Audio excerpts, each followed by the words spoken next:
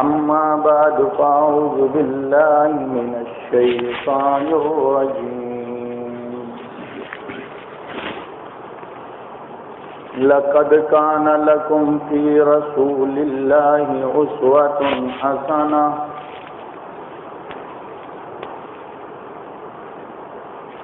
قال النبي صلى الله عليه وسلم المرء مع من أحب أو كما قال عليه الصلاة والسلام.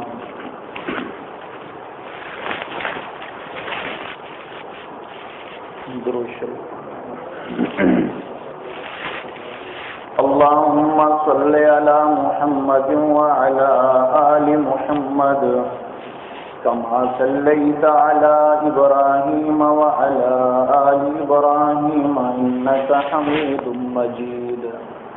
اللهم بارك على محمد وعلى آل محمد كما باركت على إبراهيم وعلى آل إبراهيم إنك حميد مجيد.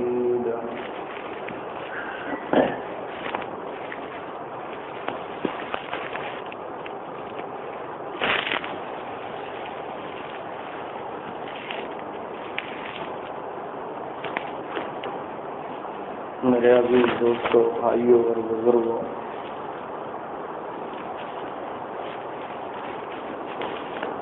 اللہ تعالیٰ کا ہم پر یہ کرم احسان ہے کہ اللہ پاک نے اپنے دروازے تک آنے کی توفیق عطا فرمائی ہے. دعا فرمائیں اللہ تعالیٰ مجھے صحیح بات کرنے کی توفیق عطا فرمائے، پھر مجھے اور آپ کو اس پر عمل کرنے کی توفیق عطا فرمائے.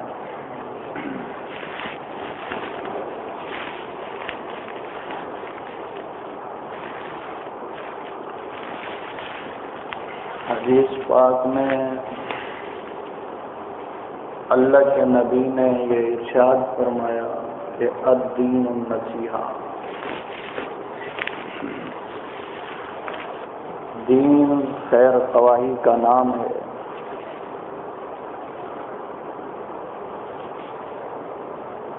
آپس میں پیار اور محبت کا نام یہ دین ہے.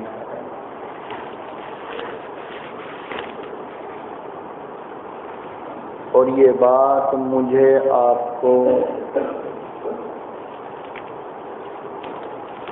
بلکہ دنیا کے اندر جتنے مسلمان ہیں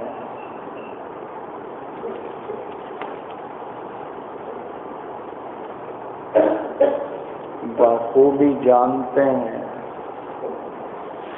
کہ ہمارے نبی صلی اللہ علیہ وسلم سے بڑھ کر کوئی خیر خواہ ہمارا نہیں ہے.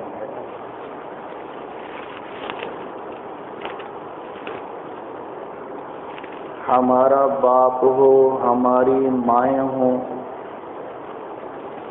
عزیز و اقارب رشتہ دار،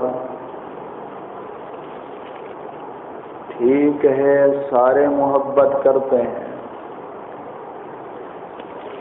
لیکن جتنی محبت رسول اللہ صلی اللہ علیہ وسلم کو ہم سے ہے،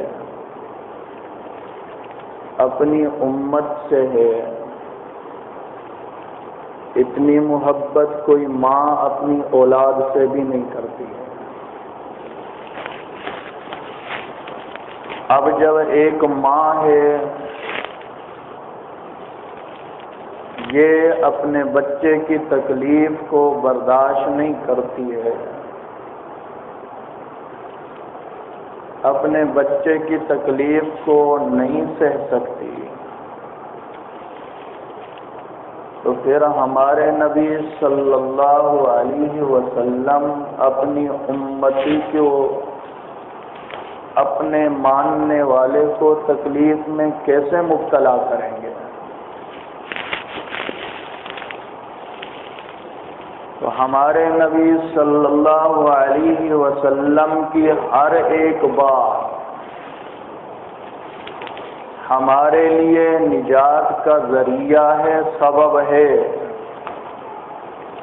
بظاہر اگر یوں لگے کہ اس میں تو ہمارا نقصان ہو جائے گا، لیکن اگر ہم حقیقت کی نظر سے دیکھیں گے تو ایسا قطعاً نہیں ہو سکتا ہے۔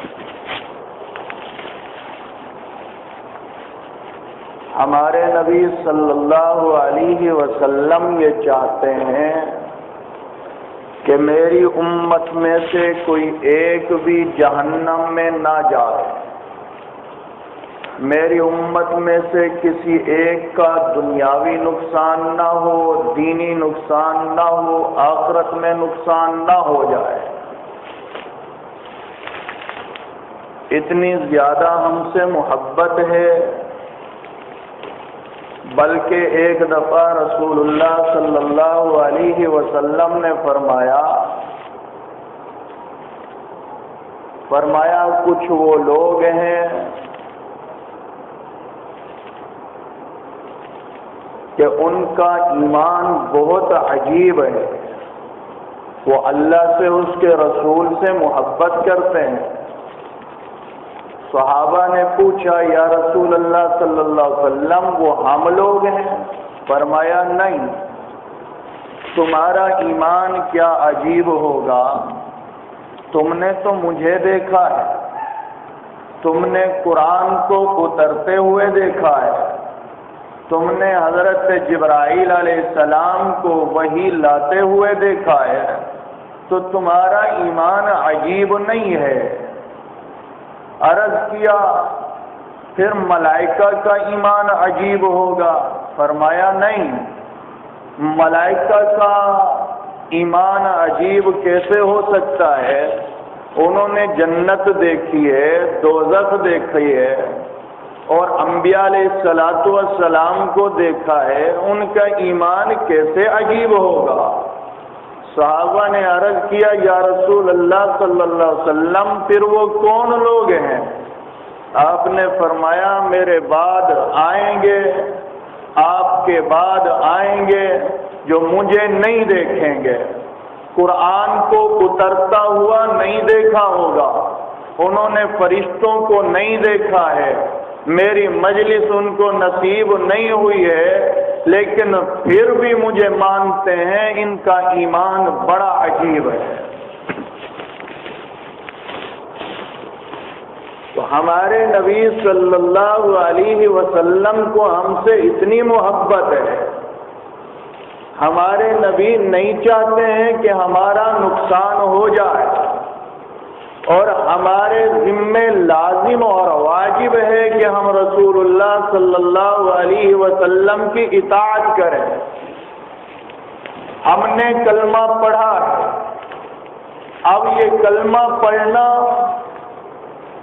صرف یہ نہیں ہے کہ زبان سے الفاظ دوہرا دیے کہ لا الہ الا اللہ محمد الرسول اللہ، کہ اللہ کے علاوہ معبود کوئی نہیں ہے، محمد صلی اللہ علیہ وسلم اللہ کے رسول ہیں، فقط اتنا کافی نہیں ہے، کلمے کے تقاضے ہیں، کلمے کے مطابق زندگی گزارنی ہے، کلمے کا مقصد یہ ہے اللہ تیری مانتے ہیں، تیرے حبیب کے طریقے پر زندگی گزاریں گے۔ ایسا نہیں ہے کلمہ تو ہم نے پڑھ لیا اور ہماری خواہشات کو دخل ہو جائے، کاروبار اس طرح کریں جو نبی علیہ السلام کے طریقے کے مخالف ہو، ہماری معاشرت مخالف ہو جائے، ہمارا چال چلن، اٹھنا بیٹھنا، کھانا پینا، بازاروں میں خرید و فروخت کرنا، کلمے کو اس میں دخل نہ ہو تو یہ کلمہ کیسا ہے؟ نبی علیہ السلام کے دربار میں آپ کی خدمت میں ایک عورت آتی ہے، آپ کے ساتھ بیٹھی ہوئی ہے، آپ نے کلمہ پڑھانا چاہا، مسلمان ہونے کے لیے آئی ہے، اس نے عرض کیا یا رسول اللہ صلی اللہ علیہ وسلم میں مسلمان تو ہو جاؤں گی لیکن مجھے کچھ شرائط بتائیں۔ آپ نے فرمایا یاد رکھو اسلام جب لاؤ گی اسلام میں نوحہ کرنا حرام ہے۔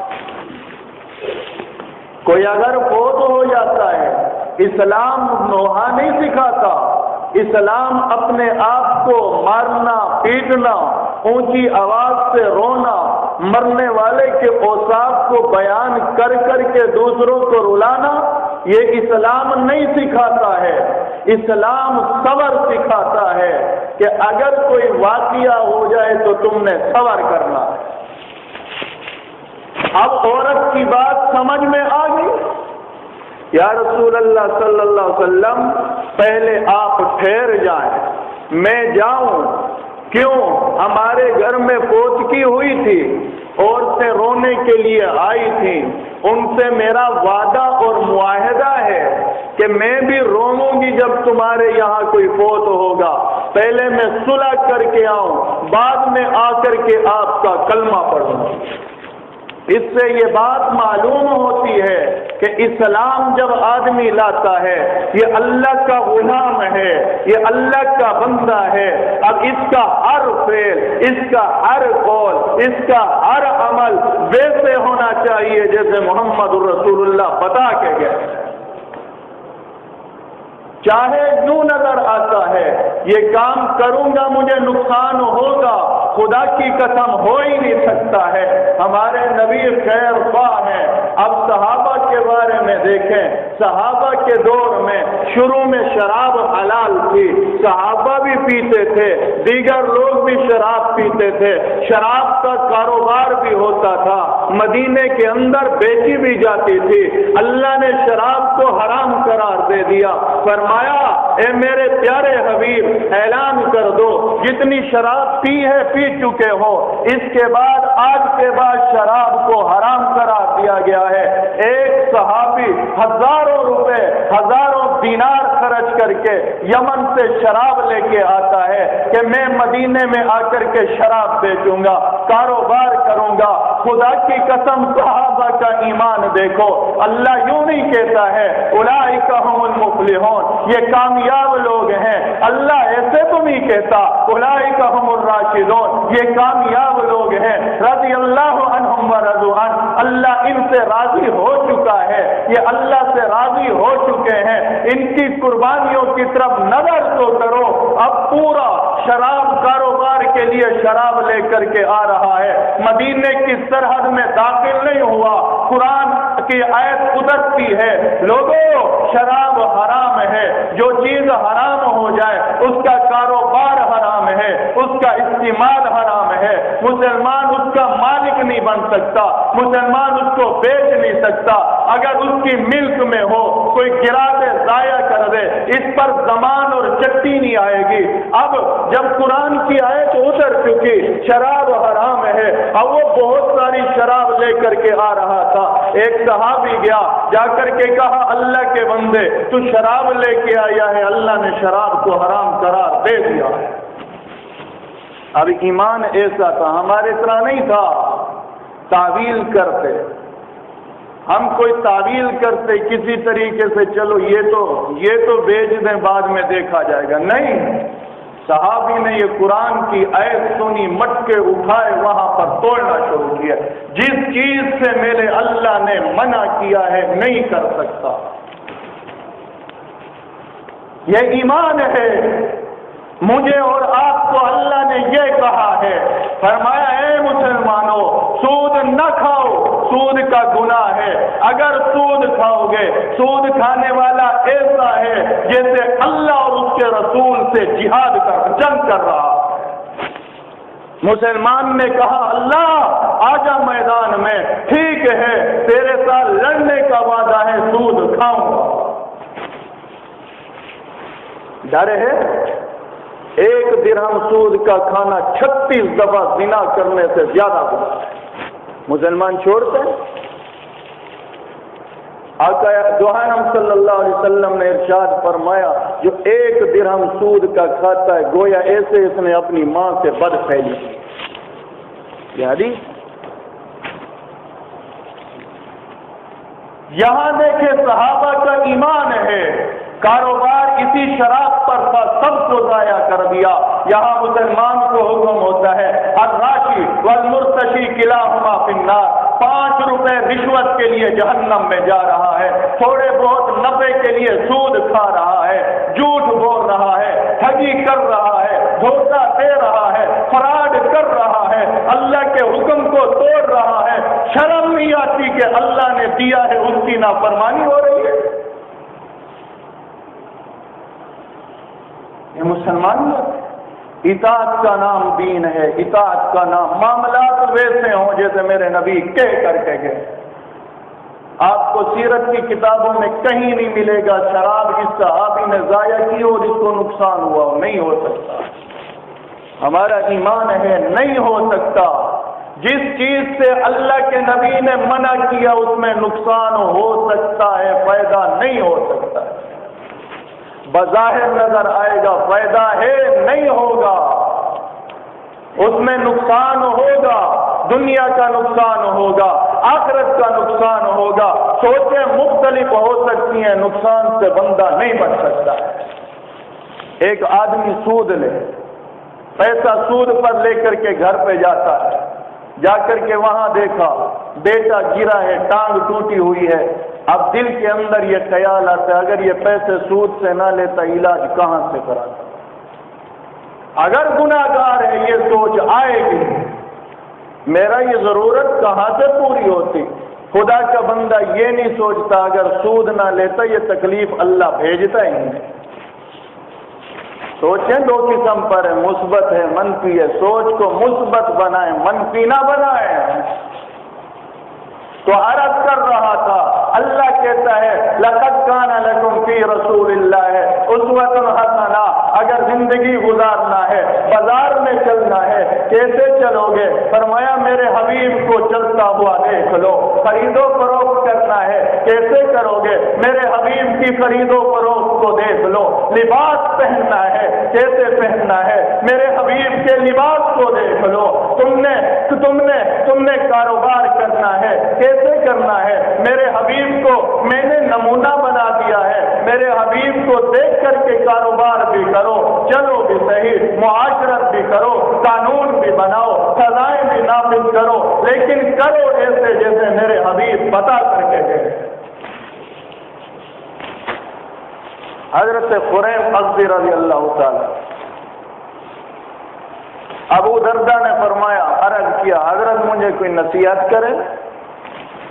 حضرت نے فرمایا ابو دردہ میں تجھے یہ نصیحت کرتا ہوں، ایک دفعہ میں نبی علیہ السلام کی مجلس میں آیا، آپ صلی اللہ علیہ وسلم نے مجھے دیکھ کر یہ ارشاد فرمایا خریم اسدی بہت اچھا آدمی ہے، اگر 2 باتیں اس کے اندر نہ ہوتی، بہت اچھا آدمی ہے اگر 2 باتیں اس کے اندر نہ ہوتی، ایک یہ کہ اس کے بال بڑے ہیں یہ چھوٹے ہوتے، دوسری یہ کہ یہ ٹخنوں سے نیچے اپنی شلوار و تہ بند رکھتا ہے، اس کی شلوار و تہ بند ٹخنوں سے اوپر ہوتی تو بہت اچھا آدمی۔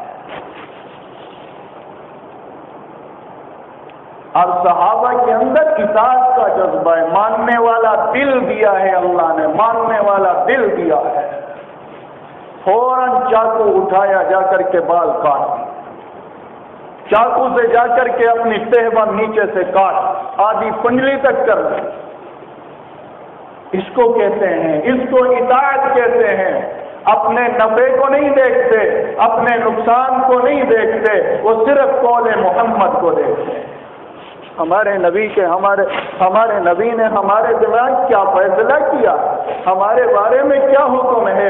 ایک صحابی مکان بناتا ہے، بڑا سا قبہ بنا دیا، اونچا سا مکان بنا دیا، میرے حبیب وہاں سے گزرے، واپس اپنی مجلس میں آئے، وہ صحابی میرے نبی سے ملنے آیا، آپ کے سامنے کھڑا ہوا، آپ نے منہ پھیر لیا، پھر ادھر سے آیا، آپ نے منہ پھیر لیا، صحابہ سے پوچھا کیا ہو گیا ہے، آج میرے حبیب ان سے ناراض نظر آتے ہیں۔ صحابہ نے فرمایا، عرض کیا اے اللہ کے بندے، آج میرے حبیب تیرے قبے، تیرے مکان سے گزرے تھے، اتنا بڑا مکان تمہیں بنایا ہوا ہے، نبی کی مجلس کو چھوڑتا ہے، جا کر مکان کے ساتھ وہ حشر کرتا کرتا ہے جیسے زمین پہلے صاف کی گرا کر کے بالکل صاف کرتا ہے۔ ہم نے کبھی سوچا اگر ہم قبر میں گئے ہمارے نبی ہم سے منہ موڑ لیں تو ہمیں بچانے والا کون ہو؟ کر لیں ہم جو مرضی کرنا ہے کر لیں، لیکن سوچیں ایک دن قبر کا آئے، ایک دن قبر ہے، حشر ہے، میدان محشر ہے، اللہ کے نبی کے سامنے دامن پھیلانا پڑے گا۔ آج سنتوں کو اڑا کر کے ختم کر کے ہم کیسے اللہ کے نبی کے قدموں میں جائیں گے؟ حضرت علی اپنے غلام کے ساتھ گزرتے ہیں، قبرستان سے فرمایا قبر والو، اے قبر والو، اے وحشت اور تنہائی والو، بتاؤ کیسی گزر رہی ہے؟ بتاؤ تمہاری کیسے گزر رہی ہے؟ ہمارا تو یہ حال ہے، تم تو دنیا سے چلے گئے، تمہاری اولاد یتیم ہو گئی، جائیداد تقسیم ہوگی، تمہاری بیویوں نے دوسرے نکاح کر لیے ہیں، اب تم سناؤ تمہارا کیا حال ہے؟ بعد میں فرمایا تمہیں اگر ان کو بولنے کی اجازت ہوتی یہ جواب دیتے، اے علی سب سے بہترین توشہ تقویٰ۔ اور پھر حضرت یہ فرما کر رونے لگے، آنکھوں میں آنسو آ گئے، فرمایا اے کمیل قبر عمل کا صندوق ہے، ان قریب یہ بات معلوم ہو جائے۔ تو ہم نے جانا نہیں، میں نے آپ نے ماننا نہیں ہے، یہ قبرستان بھرے پڑے ہیں، لوگ جا چکے ہیں، ایک وقت آئے گا ہمارا جنازہ بھی جائے گا۔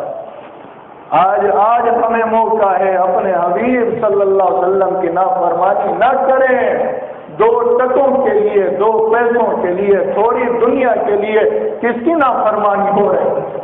جو ساری رات ہمارے لیے روتا ہے، جس نے آنسوؤں کے سمندر بہا دیے ہیں، مصلے پہ کھڑے ہیں تو امت یاد ہے، میدان محشر میں امت یاد ہے، دنیا میں امت یاد ہے، جس کی زبان پر محشر کے دن یہ الفاظ ہوں گے، اللہ میں بیٹی فاطمہ کا سوال نہیں کرتا، میری امت کو معاف کر دے۔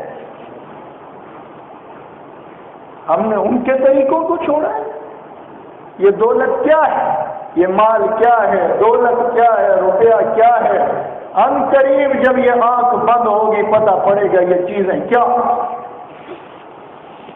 اطاعت ہے، اللہ و رسول، اللہ کی مانو، اللہ کے رسول کی مانو۔ کتنی دفعہ قرآن میں یہ حکم ہے؟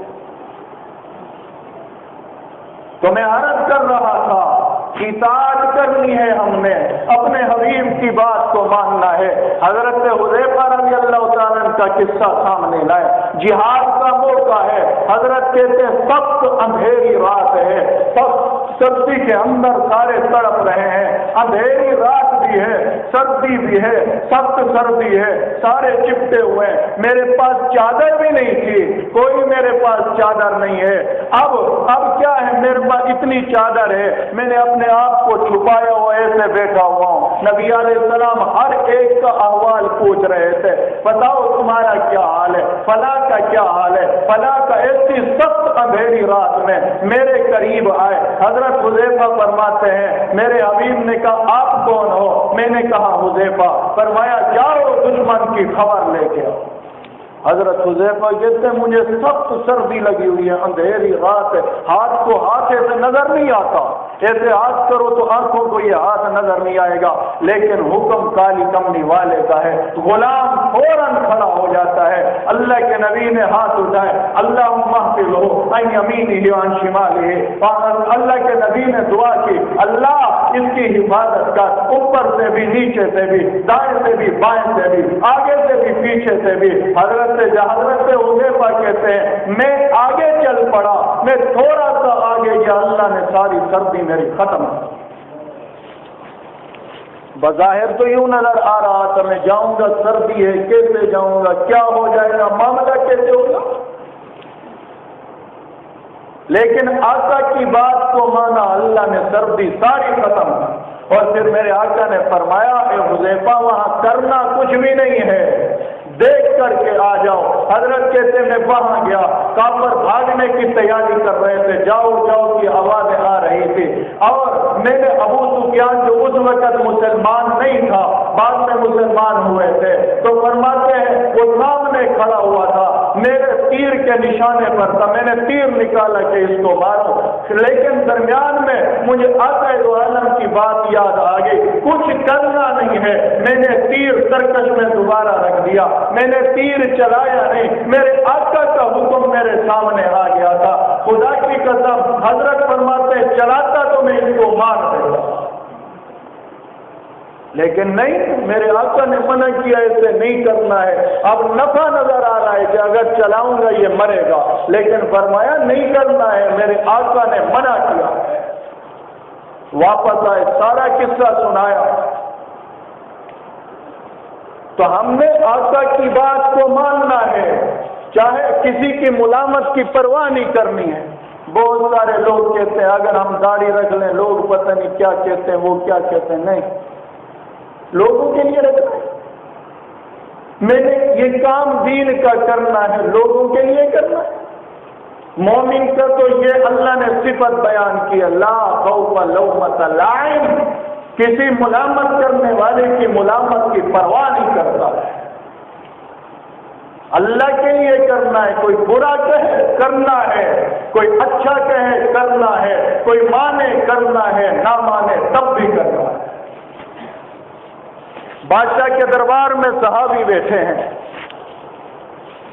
بادشاہ کے دربار میں صحابی ہے، دسترخوان لگا ہوا ہے، ایک صحابی نے لقمہ اٹھایا، منہ تک لے گئے، نیچے گر گیا، اب وہ صحابی اٹھانا چاہتے تھے، ساتھ میں ایک ان کا فوجی بیٹھا تھا، اس نے گولی ماری، کہ یہ کیا کرتے ہو، بادشاہ کی نظروں میں ذلیل ہو جاؤ گے، گرا ہوا لقمہ بھی کوئی اٹھا کے کھاتا ہے۔ فرمایا ہاں ہمارے نبی کی سنت ہے، ہمارے نبی نے سکھایا ہے، اگر دسترخوان پر لقمہ گر جائے اٹھا کر کے کھا لو، میں ان بے وقوفوں کی وجہ سے اپنے نبی کی سنت نہیں چھوڑ سکتا۔ یہ جذبہ، یہ اطاعت کا جذبہ ہو، نقصان نہیں ہوگا، کسی کے یہاں بےزتی نہیں ہوگی، میرے نبی کے طریقوں سے بڑھ کر عزت والے طریقے کہیں نہیں ہیں، بظاہر نظر آئے گا لیکن نہیں ہے۔ آقا کے طریقوں میں اللہ نے اتنی عزتیں رکھی ہیں کہ اتنی عزتیں کہیں بھی نہیں ملتی۔ ایک صحابی ایک دربار میں گئے، وہاں پر کرسی رکھی تھی، صحابی کو پتہ نہیں تھا کہ یہ کرسی سونے کی ہے، حضرت جا کر کے اوپر بیٹھے، جیسے بیٹھے بعد میں یہ بات یاد آ گئی یہ تو سونے کی کرسی ہے، فوراً کھڑے ہو گئے، وہاں بادشاہ تھا، دیگر بڑے بڑے لوگ بیٹھے ہوئے تھے، مال دولت والے بیٹھے ہوئے تھے، دیکھ کر کے ہنسنے لگے، تو آج تک انہوں نے سونے کی کرسی دیکھی نہیں ہے اس لیے اڑ گیا، سونے کی کرسی دیکھی نہیں ہے اس لیے یہ کھڑے ہو گئے۔ تو وہ صحابی کھڑے ہو کر فرمانے لگے نہیں، ایسے سونے کو تو ہم لات مارتے ہیں، ہمارے نبی نے ہمیں سونے کی چیزیں استعمال کرنے سے منع کیا۔ ہر جگہ پر دیکھنا ہے میرے نبی صلی اللہ علیہ وسلم کا میرے لیے کیا حکم ہے، تو میں عرض کر رہا تھا اطاعت پر صبر کرنا ہے۔ وَالْعَصْرِ إِنَّ الْإِنسَانَ لَفِي خُسْرٍ، اللہ کہتا مجھے پیارے حبیب کے زمانے کی قسم، إِنَّ الْإِنسَانَ لَفِي خُسْرٍ، دنیا کے سارے انسان خسارے میں ہیں، إِلَّا الَّذِينَ آمَنُوا وَعَمِلُوا الصَّالِحَاتِ، مگر وہ لوگ جو ایمان لائے اور اچھے عمل کیے، وَتَوَاصَوْا بِالْحَقِّ وَتَوَاصَوْا بِالصَّبْرِ، اور ایک دوسرے کو حق بات کرتے رہے، صبر کی نصیحت کرتے رہے۔ تو کامیابی ان چیزوں میں ہے، سب سے پہلے ایمان ہے۔ میں نے عرض کیا ایمان نام اطاعت کا ہے، اطاعت کا، اور اچھے عمل کرنے ہیں، نیک اعمال پر اپنی زندگی گزارنی ہے۔ اور تیسرے نمبر پر اب آپس میں جب مجلس لگے تو غیبتوں کی مجلس نہ ہو، ایک دوسرے کو برا بھلا نہ کہا جائے، پیار محبت کی دینی مجالس کو قائم کرنا ہے، اور اگر کوئی تکلیف پہنچ جائے تو اس پر صبر کرنا ہے۔ تو میں عرض کر رہا تھا، شروع میں نے آپ سے عرض کیا، وہ عورت نبی علیہ السلام کی خدمت میں آئی، یا رسول اللہ پہلے میں نے کیونکہ ہمارے گھر میں فوتگی ہوئی تھی، عورتیں رونے کے لیے آئی تھی، میرا قرض ہے، عہد ہے، ان سے میں نے اس کو پورا کرنا ہے، پہلے صلح کر کے آؤں پھر کلمہ پڑھوں۔ اب یہ اللہ کی بندی ان کے پاس گئی، کہا دیکھو میں مسلمان ہو رہی ہوں اور ہمارے نبی صلی اللہ علیہ وسلم نے فرمایا ہے کہ نوحہ حرام ہے۔ درست